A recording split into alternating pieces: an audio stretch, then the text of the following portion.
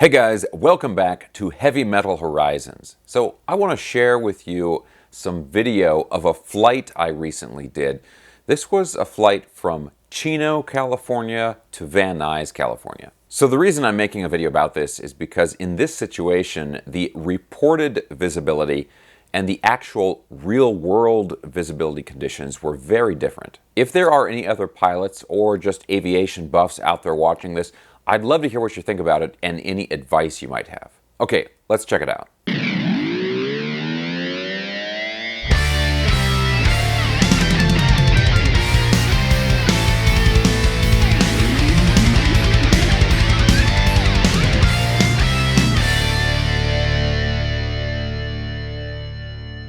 Okay, so first of all, I'm not going to keep you in suspense here. The flight went without incident, but what it did for me is it really reinforced the idea that very slight variations in weather conditions could easily lead to a dangerous situation. Okay, so let me set the stage here. So I had flown over from Van Nuys to Chino to check out the B-29 that they had on display there at the Yanks Air Museum. And it was great, it was a lot of fun.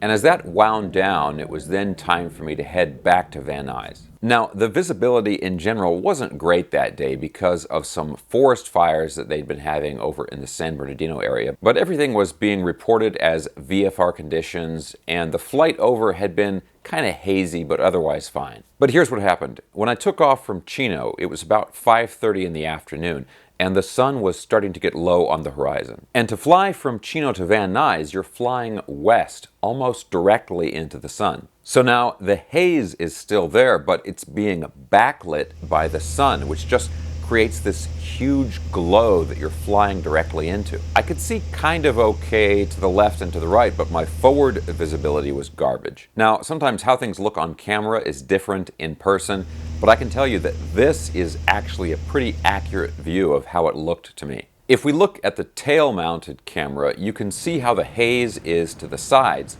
and it's better, although still not great, but straight ahead you can hardly see anything. Even if the visibility was perfect, this flight still kind of keeps you on your toes because the airspace in that area is so congested. When you take off from Chino, you've got the Ontario International Airspace, and of course you also have the lower floor of the Bravo airspace going into LAX, which you have to stay underneath.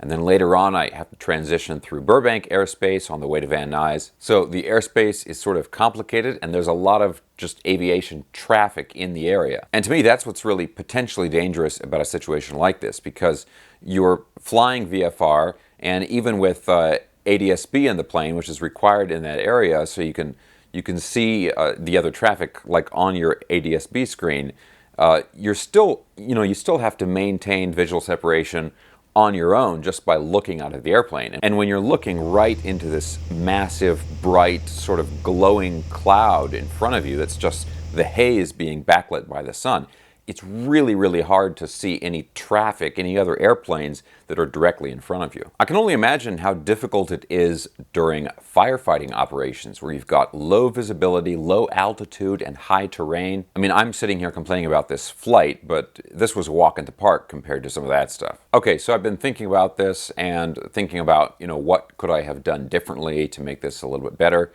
The first obvious thing that comes up is the time that I took off. In some ways, it almost would have been better to wait longer and take off later in the day, actually after the sun had set, because the twilight period is still pretty long, and it's certainly long enough to make that flight. Even if you flew into the dark and landed at Van Nuys into the dark, in some ways, with your lights on, with your navigation lights and everything that are on the airplanes, that might have actually been easier to see at night than it would have been, flying into that bright glow. So the timing could have been done differently. The other thing is, if I really wanted to avoid a situation like this, I could have actually taken a different route. And the downside, of course, is that it would have made the flight longer, you burn more fuel and so forth.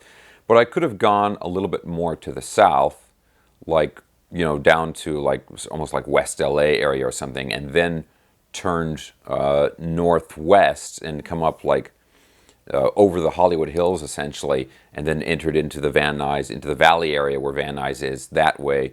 rather than just flying west straight into the sun.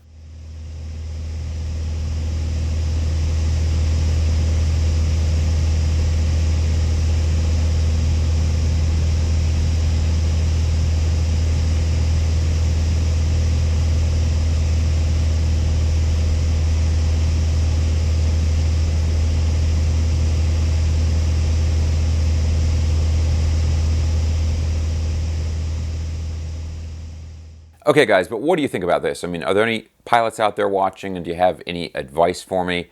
Anything, anything else that you think I should consider? I'm still a relatively low-time pilot, and I'm trying to survive this sort of window of time in terms of hours flown, where you have flown enough to start getting confident, but not so much that you have all the experience that you need, and that's where I'm at right now. All right, guys, so that's pretty much it for this video.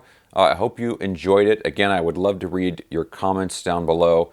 And if you like videos like this, aviation, cars, and you have not already subscribed, please consider subscribing right now. Thumbs up, and I'll see you soon.